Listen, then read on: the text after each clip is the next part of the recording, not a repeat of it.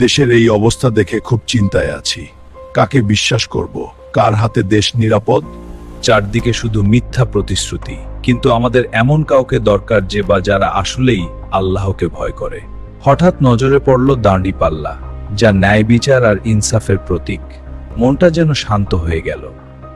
যারা সৎ, যারা যোগ্য, একমাত্র তারাই পারে এই দেশকে দুর্নীতিমুক্ত সুন্দর সোনার বাংলা গড়তে। জামায়াতে ইসলামী মানেই তো মানুষের সেবা। বিপদে আপদে যারা সবসময় পাশে থাকে, তাদের চেয়ে আপন আর কে? দেশের উন্নয়ন আর মানুষের নিরাপত্তার জন্য একজন সৎ নেতার কোনো বিকল্প নেই। তাই সিদ্ধান্ত নিয়েছি, আগামী 12 তারিখ আমার ভোট কোনো চোর বা বাটপারের জন্য নয়। আমি ভোট দিব দাঁড়িপাল্লায়, কারণ আমি চাই ন্যায় বিচার এবং দেশের প্রকৃত উন্নয়ন। আপনিও ভুল করবেন না।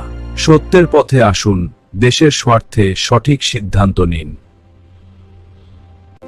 12 তারিখ সারাদিন দাঁড়িপাল্লায় ভোট দিন। আল্লাহ আমাদের সহায় হন। এবং গণভোট অবশ্যই হ্যাঁ ভোট দিবেন।